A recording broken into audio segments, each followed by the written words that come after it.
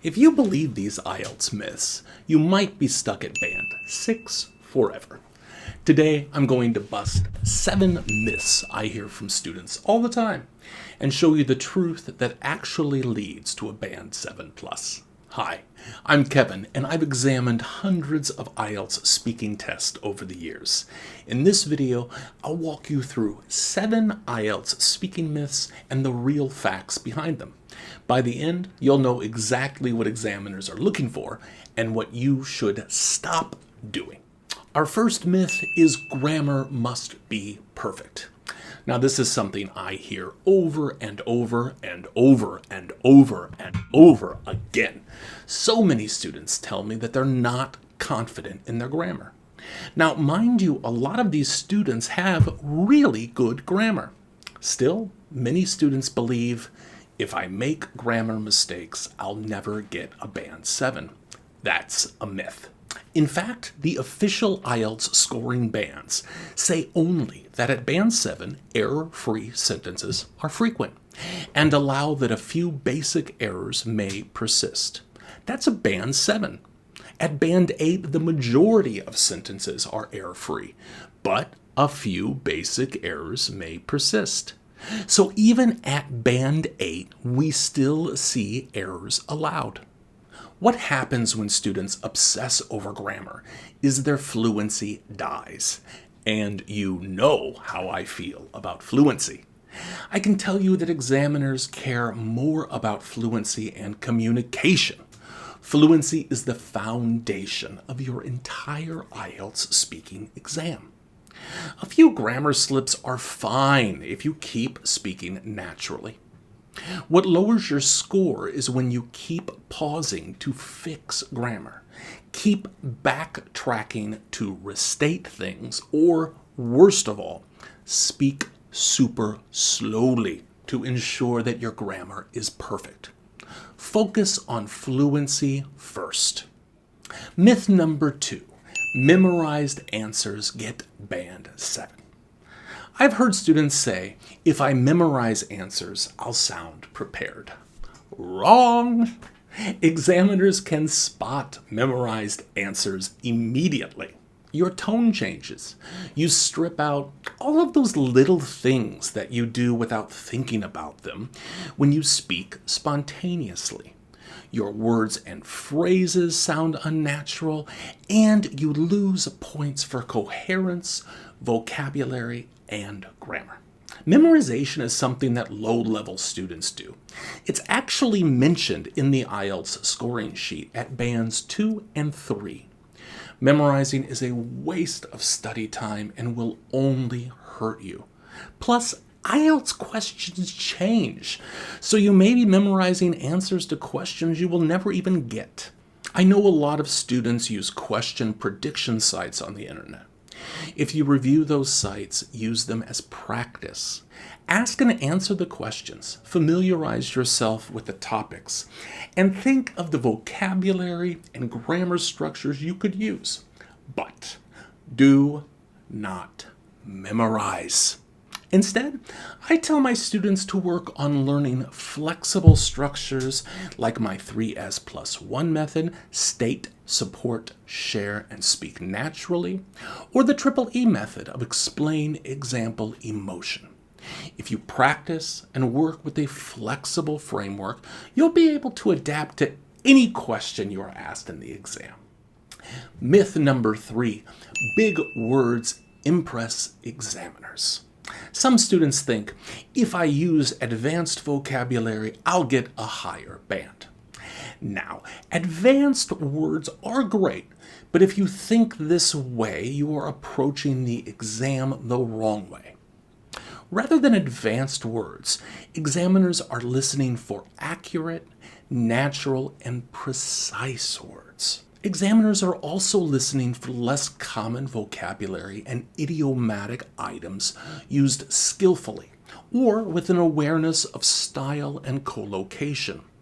Saying the words cranium discomfort instead of headache is not going to help your score, even though you are using bigger, more advanced words. Another problem with fighting to use big words is they frequently don't come as easily to students. This leads to students slowing down their speech rate and taking longer to start answering the question while they think of the right big word to use. The truth here, exact and clear words are better than big forced words. Myth number 4 is short answers are fine in part 1. In part 1, a lot of the questions can be answered quite short. Look, if you were sitting with your friend at a coffee shop and he asked if you liked football, you would probably answer very shortly, maybe one sentence, or maybe even one word. The problem is that IELTS is an English speaking test. You have to produce more language. If you give an answer like, yes, I like football, that's not enough. Examiners want expansion. You need to give reasons, examples, emotions. You need to speak more. That's how examiners judge fluency. Myth 5 is accent lowers your score. Here's a common one I hear a lot, and I hate it because it makes a lot of students very nervous. Students tell me, because I have a Vietnamese accent, I can't get band 7. It's simply not true. The IELTS is an international English test and fully recognizes that different people speak English differently. This means that they are speaking with accents from their mother tongue. Is this a problem? Nope. Even at band 9, the scoring sheet allows for you to have an accent. Examiners do not grade your accent. They grade clarity. If your pronunciation is clear enough that you can be understood and your intonation is natural, you can get a band 7 or higher with any accent. Speaking another language is an amazing ability, but your accent is one of those things that makes you, you. You shouldn't be ashamed or worried about it. Please, if you can be understood clearly, do not worry about your accent. Before we continue, if you want help assessing your speaking, comment free to get my free IELTS speaking checklist. If you liked detailed professional feedback, book a mock test with me at kevinteaches.me. Myth number 6. It's okay to pause silently. Some students think if I'm stuck, I can just pause for a while. Actually, long silent pauses can damage your fluency score. They can also make your examiner think that you didn't hear the question, or maybe you didn't understand it. While some hesitation is allowed even at higher levels, it's always better to use natural fillers. Something like, I've never thought of that before, or let me think. These keep the conversation flowing. They sound natural, and they won't kill your fluency score. Myth number 7 is examiners want formal and robotic English. I've heard, if I sound serious and robotic, it'll be more professional. The opposite is true.